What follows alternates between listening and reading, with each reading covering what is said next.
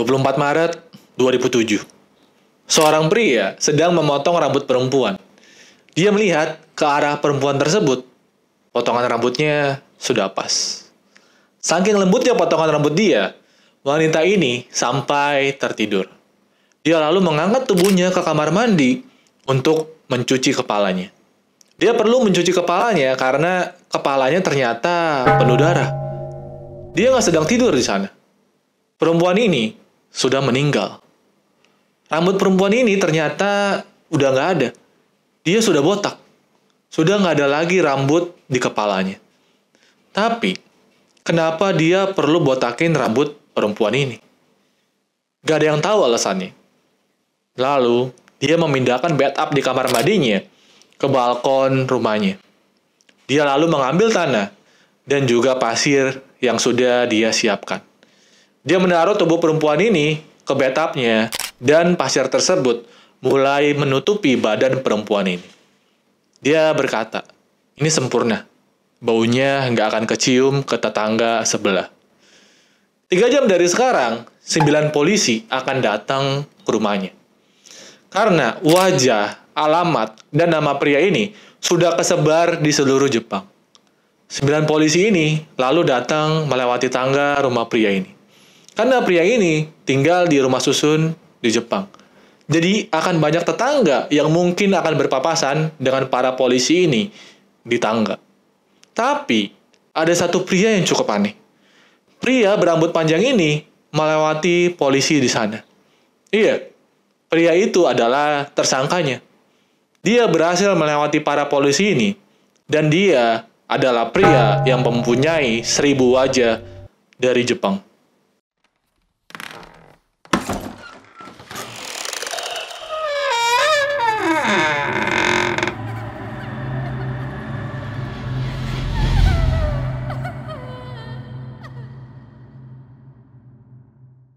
Halo, balik lagi sama gue Mecal. Makasih yang udah klik video ini. Ini adalah salah satu crime yang pada akhirnya melibatkan 2 negara dalam keputusasaan. Kasus ini itu dari Jepang. Seperti biasa, kalau nanti gue ada salah-salah translate atau dari kalian ada yang tinggal di sana dan lebih mengetahui tentang kasus ini, boleh kalian komen aja di bawah. Tanpa berlama-lama lagi, mari kita bahas kasusnya. Lindsay adalah seorang perempuan asal Inggris. Dia sangat mencintai Jepang.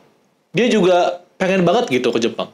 Tapi dalam satu sisi, dia juga nggak mau kalau cuma liburan aja gitu di sana. Dia juga mau bahwa dia itu bisa hidup di Jepang. Akhirnya, pada Oktober 2006, dia memutuskan untuk pergi ke Jepang. Setelah mendarat di Tokyo, Lindsay itu tinggal di Koiwa, sebuah distrik di wilayah Edogawa, Tokyo. Di sana, dia juga langsung mendapatkan pekerjaan menjadi guru bahasa Inggris di sekolah swasta yang bernama Nova. Setelah mendapatkan pekerjaannya ini, dia memutuskan untuk pindah dekat dengan pekerjaannya, yaitu di wilayah Chiba. Di sini sewanya juga lebih murah. Dan dia juga akan pindah bersama 2 guru lainnya. Dan dengan sangat cepat, mereka bertiga akhirnya menjadi temenan. 6 bulan setelah tinggal di Tokyo, pada bulan Maret 2007, Lindsay itu mengalami pertemuan yang cukup awkward dengan seseorang. Dia baru aja pulang dari mengajar hari itu, dan kembali ke stasiun kereta di Chiba. Setelah sampai stasiun kereta Chiba, Lindsay mengeluarkan sepedanya dari parkiran. Tiba-tiba ada seorang pria yang menyapanya. Dan tiba-tiba dia ngomong kayak gini, "Ini dia nih guru bahasa Inggris saya." Lindsay bingung dengan situasi ini. Dia yakin bahwa pria ini itu bukan salah satu dari muridnya. Dia lalu diam dan langsung lompat ke sepedanya. Dia mulai mengayuh sepedanya untuk pergi dari sana. Tetapi pria ini itu tetap mengikutinya. Dia mempercepat kayuan sepedanya lagi dan pria ini ternyata mulai berlari dan mengejarnya.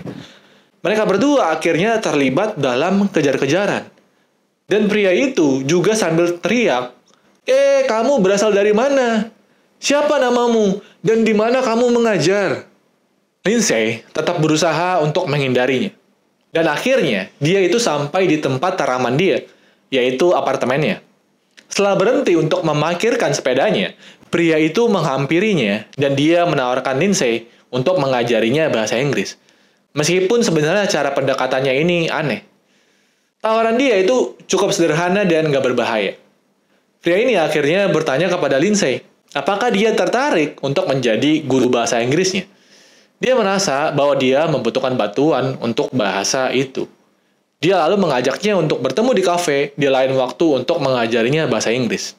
Dan dia akan membayar sesi pertemuan ini itu per jam, bukan per bulan. Lindsay dengan sangat sopan menolak, karena jadwal kerjanya sudah cukup buat dia sibuk. Pria ini kecewa nampaknya dengan jawaban Lindsay. Di sini, dia mengajukan satu permintaan aneh yang terakhir. Dia bilang bahwa dia ngerasa haus karena ngejar Lindsay itu sampai ke seluruh area jalan di Chiba. Dia bertanya kepada Lindsay apakah dia bersedia memberikannya segelas air di apartemennya. Lindsay dengan ragu-ragu, tetapi ada perasaan yang kayak gak enak hati juga gitu. Dia akhirnya mengizinkannya untuk masuk ke dalam apartemennya untuk memberikannya segelas air. Tentu aja yang pria ini lakukan itu buat Lindsay gak nyaman. Tetapi, Lindsay itu masih ngerasa aman karena dia memiliki dua temannya di dalam apartemennya ini. Ini adalah kesempatan yang bagus untuk Lindsay, karena secara nggak langsung ini memberitahu pria ini bahwa dia itu mempunyai seseorang di sekeliling rumahnya. Mereka akhirnya masuk ke apartemen bersama-sama, dan di dalam apartemen ini, mereka itu sedang minum. Pria itu kembali mengajukan tawarannya. Kali ini, dengan harga di atas rata-rata. Dia akan membayar Lindsay 3.500 yen atau 350.000 rupiah per jam. Dan interaksinya saat di apartemen ini benar-benar udah kayak deal-dealan bisnis. Pria itu seperti mengajukan proposal dengan tawaran yang sangat menarik. Dan ini sepertinya tawaran yang juga nggak bisa ditolak oleh Lindsay. Meskipun pekerjaannya di Nova itu sudah cukup untuk membantu menghidupinya di Jepang, dia mungkin bisa menggunakan uang dari pria ini itu sebagai uang tambahan. Dan ini adalah uang yang gampang menurut Lindsay.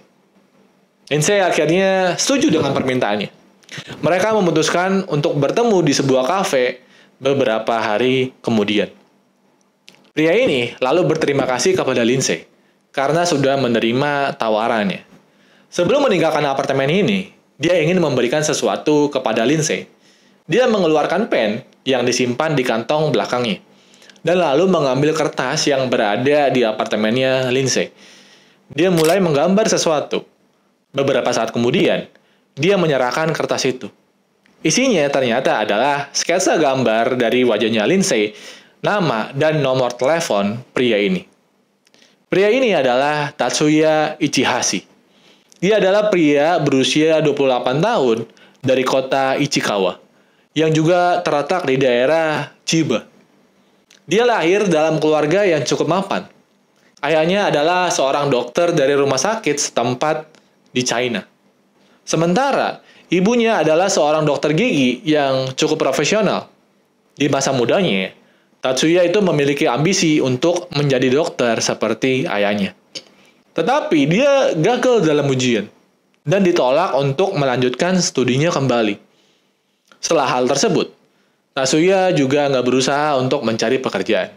Sebaliknya, dia malah hidup dari tunjangan orang tuanya yang memberi dia 100.000 yen atau sekitar 10 juta rupiah per bulan dari orang tuanya.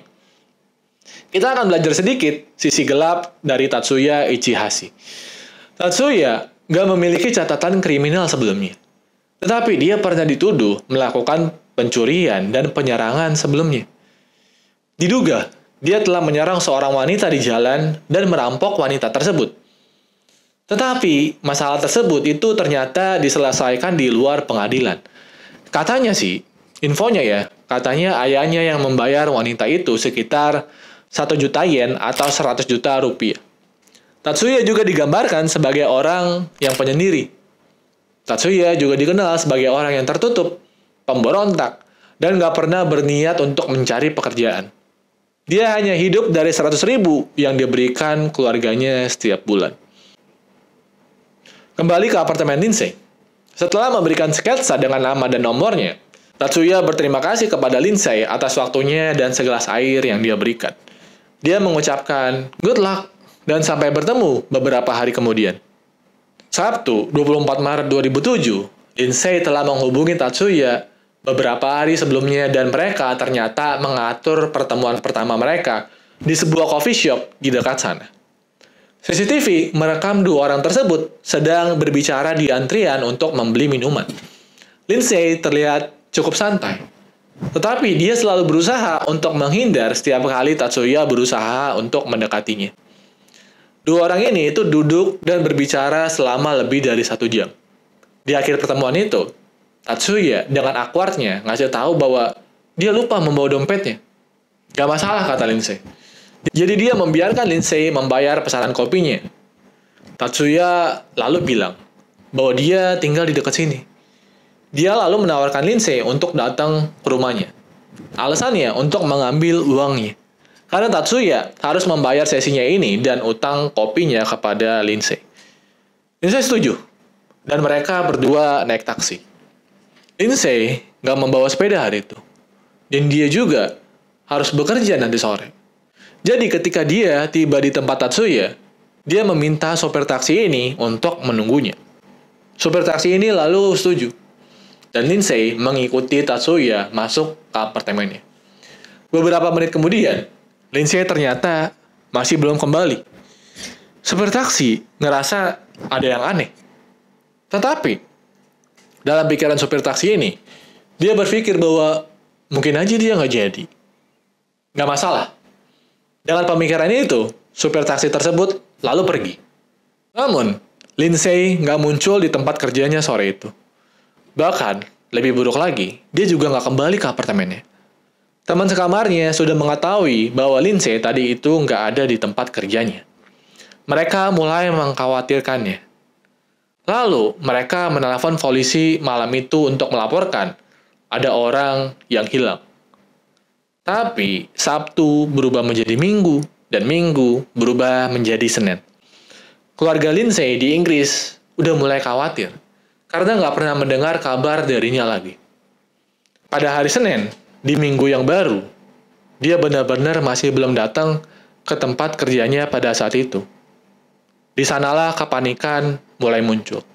Sekolah menghubungi orang tuanya dan memberitahu bahwa Lindsay itu udah nggak masuk kerja selama 2 hari berturut-turut. Dan segera setelah itu, mereka langsung menghubungi polisi. Baru saat itulah polisi mulai menganggap serius tentang hilangnya Lindsay. Upaya pencarian polisi dimulai dari rumah Lindsay, dan teman sekamarnya lah yang pertama diwawancarai. Beruntung, mereka sudah memiliki seorang terduga tersangka dalam pikiran mereka. Mereka tahu bahwa Lindsay itu pernah bertemu dengan seorang pria di kafe nggak lama sebelum dia menghilang. Dan dia juga meninggalkan gambar sketsa Lindsay di apartemennya. Berikut juga dengan namanya dan juga nomor teleponnya. Sekitar pukul 5:40 sore di hari itu, 2 petugas ini itu dikirim ke rumahnya Tatsuya. Namun setelah mengetuk pintunya, nggak ada yang jawab. Tetangganya ada di rumah. Dan dengan sangat baik hati, mereka itu membiarkan petugas untuk mengintip dari balkon dan melihat ke ruang tamunya Tatsuya. Nggak ada lampu yang menyala di rumah itu. Tetapi, tampaknya ada seseorang yang sedang berkeliaran di dalamnya. Anehnya, bathtub miliknya itu telah dipindahkan dari kamar mandi ke area balkon. Firasat polisi di sana mengatakan bahwa ini aneh. Petugas polisi itu langsung memanggil bala bantuan. Mereka khawatir bahwa mungkin Lindsay ada di dalam dan disandera di sana. Dalam 1 jam kemudian, 7 petugas lagi akan tiba. 9 petugas polisi ini bersiap untuk menggerebek rumahnya Tatsuya. Mereka menaiki tangga rumah susun ini, dan saat itulah para polisi ini nggak sengaja bertemu dengan Tatsuya dengan rambut Lindsay yang sudah dipotong yang dijadikannya seperti wig. Dia melewati polisi ini dengan sangat mudahnya. Tatsuya menghilang dari apartemen itu, seolah-olah menghilang seperti ditelan bumi. Para petugas polisi yang berada di rumah susun itu langsung menyerbu kediamannya Tatsuya. Tetapi dia nggak ada di sana, karena dia itu sudah berhasil melewati para polisi ini. Di sana, petugas polisi itu menemukan pemandangan yang cukup mengerikan. Mereka menemukan tubuh telanjang Lindsay Hawker. Dia ditemukan terkubur di bathtubnya Tatsuya yang dipindahkannya ke balkon. Bak mandi itu diisi dengan campuran pasir dan tanah. Hampir sepenuhnya itu menutupi badannya Lindsay. Dan hanya tangan kanannya lah yang muncul dari tanah kubur ini. Dia diikat dan mulutnya ditutup dengan tali plastik dan juga syal. Ada banyak memar di seluruh bagian atas tubuhnya. Barang-barangnya masih berserakan di seluruh ruangan. Bersama dengan tubuhnya, pasir, dan tanah yang berada di bathtub di area balkon. Mayatnya dalam keadaan botak. Polisi menduga bahwa Tatsuya telah mencukur semua rambut Lindsay dari kepalanya. Dan hal tersebut juga terhubung dengan temuan polisi yang menemukan beberapa wig di rumah susunnya Tatsuya. Yang menunjukkan bahwa mungkin dia seorang cosplayer, mungkin.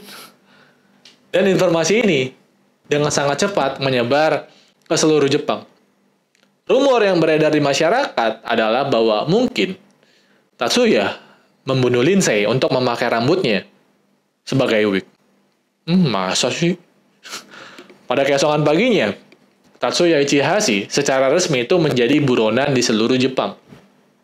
Polisi mulai mendistribusikan poster buronannya di seluruh kota Jepang. Wajahnya itu terpampang di berbagai situs berita. Wawancara juga dilakukan kepada siapa saja yang mungkin memiliki informasi terhadap dirinya. Dan penggerebekan juga dilakukan di lokasi-lokasi yang diduga menjadi tempat keberadaan dari tersangka. Semua upaya sudah dilakukan. Tatsuya juga masih belum terlihat. Hampir seperti kayak nggak ada tanda-tanda dari pria itu. Bahkan, semuanya berakhir dengan jalan buntu. Polisi sangat ingin menangkap tersangka, sehingga mereka memutuskan untuk merilis gambar Tatsuya yang telah diedit dengan wig. Berjaga-jaga jika dia itu berdandan seperti wanita.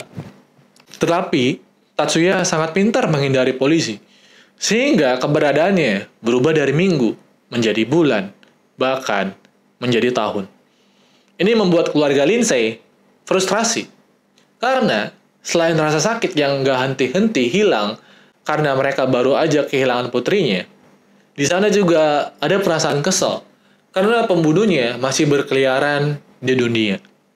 Gak hanya itu, mereka juga ngerasa gregetan dengan cara kerja polisi Jepang yang malas dan juga ceroboh dalam penyelidikan mereka. Dan ini membuat orang tua Lindsay sangat kesal. Sehingga beberapa bulan setelah kematiannya, keduanya pergi ke Jepang dan secara mandiri mereka ngebantu menyebarkan informasi dan memberikan awareness kepada masyarakat bahwa pembunuh Lindsay mungkin masih berkeliaran di sekitar mereka. Gimana bisa 9 petugas polisi membiarkan satu orang bisa lolos? Mengapa mereka membutuhkan waktu sebulan hanya untuk menanyai saksi-saksi penting? Dan apakah mereka tahu bahwa poster buronan yang mereka pakai itu adalah fotonya Tatsuya 7 tahun yang lalu? Polisi dan keluarga Hawker perlahan mulai berdebat satu sama lain. Dan dengan sangat cepat, media Inggris dan Jepang juga mulai terlibat. Sementara, Tatsuya masih ada di luar sana. Dia sebenarnya telah melakukan perjalanan melintasi sebagian besar kota-kota di Jepang selama masa pelariannya. Mulai dari Aomori, salah satu kota paling utara di pulau utama Jepang, hingga ke pulau selatan Okinawa. Dia bahkan tinggal di pulau terpencil di sebuah bunker beton pada awal-awal pelariannya. Untuk lari dari hukumannya. Setelah setahun kematian Lindsay di tahun 2008 dan sampai di tahun 2009, Tatsuya ternyata sedang berada di Osaka, yang letaknya itu 400 km dari Tokyo. Selama waktu ini, Tatsuya rutin tinggal di warnet dan bekerja di lokasi konstruksi untuk bertahan hidup. Sedikit demi sedikit, dia mulai menabung uang dari yang dia hasilkan dari pekerjaannya. Sehingga dia bisa melakukan operasi plastik untuk mengubah penampilannya. Namun, dia sebelum ini sebenarnya telah mengubah penampilannya dengan cara merusak dirinya sendiri sejak menjadi buronan. Dia menghilangkan tai lalatnya dengan gunting. Lalu dia memotong sebagian besar bibir bawahnya itu dengan gunting juga. Dia juga melakukan filler pada hidungnya untuk mengubah bentuk hidungnya. Pada musim panas 2009, polisi sangat putus asa untuk menemukan Tatsuya. Badan Kepolisian Nasional menaikkan hadiah uang untuk informasi yang mengarah pada penangkapan Tatsuya. Dari 1 juta yen menjadi 10 juta yen. Sekitar 1 miliar rupiah lah. Mereka juga merilis pernyataan baru yang menyatakan bahwa mungkin Tatsuya sudah menjalani operasi plastik untuk mengubah penampilannya. Dan orang-orang dianjurkan mulai mempelajari atau mengenali detail-detail yang ada di wajahnya Tatsuya. Dan ternyata, cara itu berhasil. Karena pada bulan Oktober 2009, seorang dokter operasi plastik di Nagoya memberitahu polisi bahwa dia yakin bahwa dia baru aja melakukan operasi plastik kepada Tatsuya. Tatsuya dengan bodohnya setuju untuk mengambil foto sebelum dan sesudah operasinya. Foto inilah yang akan dibagikan oleh polisi. Dan akhirnya, dunia mulai mengguncang hidupnya Tatsuya. Dia tahu bahwa foto-fotonya terhadap penampilan dia yang baru telah diketahui dan dirilis oleh polisi. Faktanya, foto tersebut sangat sukses. Sehingga salah satu rekan kerjanya yang kerja di tempat kerja konstruksi di Osaka itu mengenalinya. Tatsuya tahu bahwa dia harus keluar dari Osaka dan bersembunyi dengan cepat. Rencananya adalah seperti yang dia telah lakukan sebelumnya. Melarikan diri ke Okinawa dan berlindung di salah satu bunker beton yang sudah ditinggalkan. Yang sebenarnya bunker-bunker ini itu bekas Perang Dunia Kedua. Dan bunker-bunker ini itu emang kesebar gitu di banyak pulau terpencil di Jepang. Pada tanggal 10 November 2009, dia tiba di pelabuhan feri Osaka untuk melarikan diri ke Okinawa. Saat dia berada di pelabuhan feri di Osaka ini, dia itu selalu menjaga kepalanya agar selalu melihat ke bawah. Namun, sebelum dia bisa mencapai kapal, keberuntungan Tatsuya akhirnya habis. Seorang pekerja di pelabuhan feri sebenarnya mengenali wajahnya dan memberitahu polisi bahwa ini itu bisa jadi adalah Tatsuya. Dan mereka benar, karena beberapa saat kemudian, Tatsuya akhirnya berhadapan langsung dengan para petugas. Dan pada tahap ini, dia tahu bahwa pelariannya sudah berakhir. Dia memberitahu mereka, "Ya, saya adalah Tatsuya Ichihashi." Dia kemudian secara resmi ditangkap oleh polisi, dan dia awalnya itu didakwa dengan peninggalan mayat. Dia kemudian akan dikenakan 2 pasal lagi, yaitu pemerkosaan dan juga pembunuhan. Dan butuh 8 bulan baginya untuk akhirnya bertemu juri di pengadilan. Pada tanggal 4 Juli 2011, persidangannya dimulai. Dan hasilnya, Tatsuya dihukum di penjara seumur hidup. Tatsuya mengakui bahwa dia mengikat Lindsay di apartemennya, memperkaosnya, dan kemudian mencekiknya. Karena dia takut tetangganya akan mendengar teriakannya dan lalu memanggil polisi.